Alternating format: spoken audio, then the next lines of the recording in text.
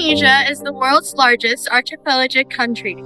With one of the longest coastlines on Earth, it is not only our duty to protect our coastal ecosystems and our environment, it is a national strategic priority.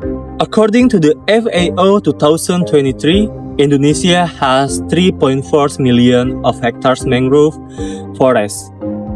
This is 20% of the mangroves in the world, making Indonesia one of the most countries' important role for protecting global climate. Behind those impressive numbers lies a harsh reality. Our coastal ecosystem facing several degradation caused by coastal erosions, habitat destructions, and marine pollution. Every year, Indonesia produces around 8 million tons of plastic. Even more alarming, around 350,000 tons leak into our oceans and our rivers. This places Indonesia among one of the world's largest contributors to plastic pollution.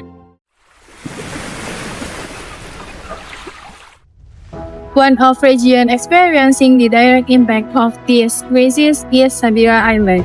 People call it the northern Guardian Island. It is the northernmost island of Thousand Island, Jakarta, located about 120 kilometers and 74 nautical miles away from the capital city of Jakarta.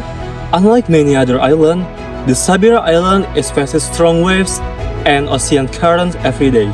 This causes serious coastal erosion. The local government and the local people have built seawalls and also planted mangrove. However, the number of mangrove is very limited. It's not enough to protecting the island in the future. Even so, when Sabira Island has strong social capital, the local people in here are very friendly and supportive. They also have active group community and the local schools are care about the environment. So, why the ecosystem restoration progress is still so slow? Based on our observation, we find three main challenges. And these challenges are not only happen in Sabira Island, but also happen in small island in Indonesia. First, community participation in protecting the coastal is still low. Many people think the planting mangrove is only one-time activity, not for a long-term responsibility. Second, the young people don't understand the concepts of environmental law, especially blue economy and green economy. Yet, our future still depends on them. Environmental education today focuses too much on digital campaigns and sharing information through screens, without connecting people into real actions.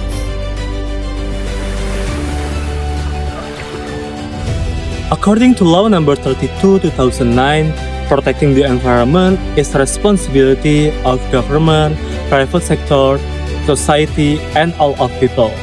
But the law cannot make the differences if it only stays on paper. So, we are Infinity Group started ROJALI Project, which stands for Rombongan, Jaga, Lingkungan. This project is not only about planting 100 mangrove seedlings and conducting education to students. For us, every physical actions, it's only the beginning of building lasting awareness. When we talk about environmental protection, we're not talking about an abstract moral movement. Legally, every citizen has the right to a healthy environment, according to Law Number 32 of 2009, as amended by Law Number 6 of 2023 on environmental protection and management. Both of these laws emphasize the shared responsibility of the government and the people to protect our environment. In addition, Law Number 27, 2007, updated by Law Number 1, 2014, explains how Indonesia should manage coastal area and small island area with sustainable way. The green economy helps improve people's lives while protecting nature. The blue economy encourages us to use marine resources wisely without damaging the environment. This is where mangrove ecosystem plays an important role as a blue carbon ecosystem. They absorb carbon, protecting the coastal from the erosions and supporting the livelihoods of local fishing communities. The world recognized an important market mechanism called carbon credits. where 1 carbon credits represent the reductions or removal of 1 ton metric of carbon dioxide equivalent or CO2 from the atmosphere. Mangrove forests can store far more carbon than the most terrestrial forests because they trap carbon both from above and below the ground. Through voluntary and regulated carbon markets, mangrove restorations has become more than social initiative. It is a high-value financial instrument that supports the global climate actions while improving the well-being of local communities. Research by Rahmiati and her team in 2023 shows that when local communities actively participate, sustainable tourism helps protect the environment while also impacting the local community. This is why UNESCO, for its education through sustainable development framework, encourages experiential learning, which combines theory with real-life experience. This approach is far more effective while building a lasting awareness, responsibility, and environmental protection. Good conservation needs three important things: strong laws, good education, and active community participation. But these three things are often done separately. The ROJALI Project brings them together. We combine environmental law education, social media campaigns, and direct mangrove planting. In this way, environmental law becomes real action that helps protect Sabira Island.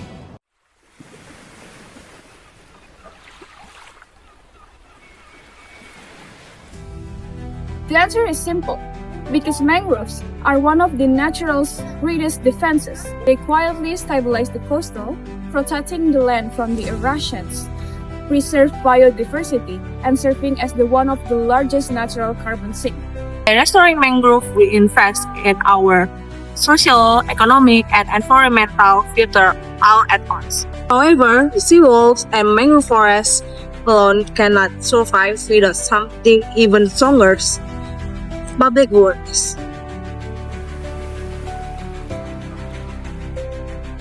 The ROJALI Project does not work alone. We work together with Sabira Island Junior High School and involve 30 students and their teachers. Instead of only learning in the classroom, the students come to the coast, close to the soil, and plant 100 mangrove seedlings. This experience helps them remember why protecting nature is important. Even though our project in a small island, it is so the spirit of Indonesia.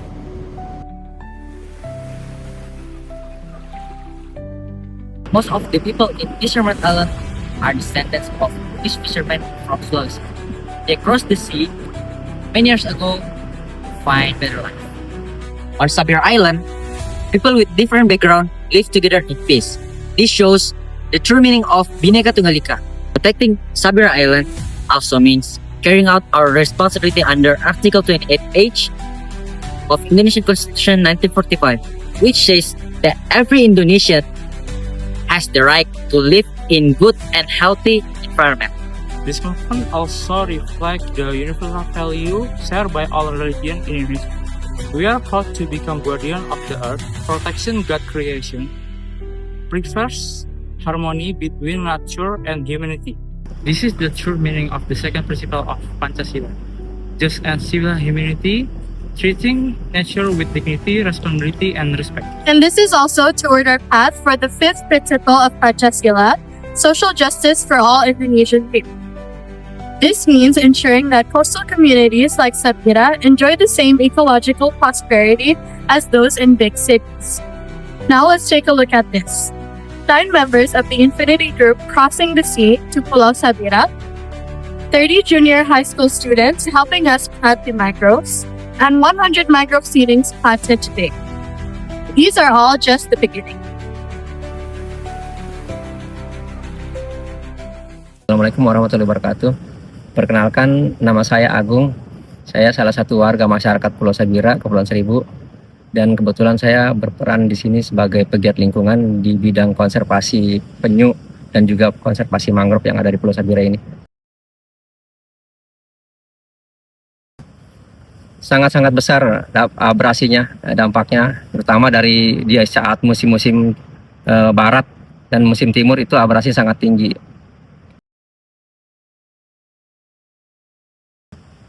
sangat-sangat penting. Mangrove adalah tanaman yang dapat menahan abrasi pantai dari hantaman ombak untuk abrasi pantai ya. Jadi dengan penanaman mangrove cukup bisa menjaga abrasi di pantai dengan kegiatan tersebut.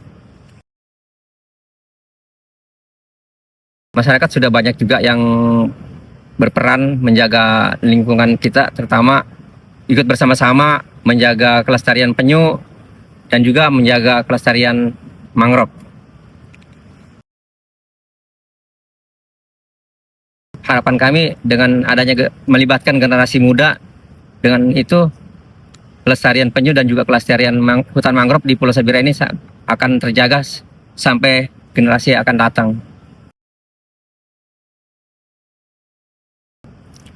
Saya berpesan kepada seluruh masyarakat Indonesia khususnya, mari kita bersama-sama menjaga kelestarian alam kita, terutama menjaga hutan mangrove yang ada di pesisir pantai dan juga menjaga habitat penyu yang ada di pesisir kepulauan yang ada di Indonesia, karena pulau kita Indonesia ini terdiri kepulauan. Jadi dengan harapan itu kita bersama-sama menjaga kelestarian mangrove dan juga penyu supaya kedepannya nanti negara kita akan tetap terjaga lingkungannya.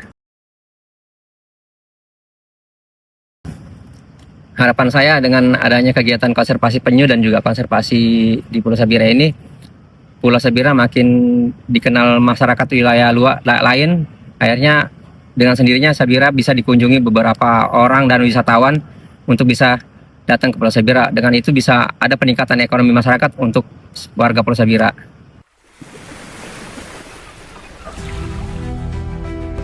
The finish line of this journey is not in Sabira Island, because environmental law will never have real power, and the green and blue economy will remain nothing more than theories, unless all of us around the world have the courage to take action to protect the only home we share.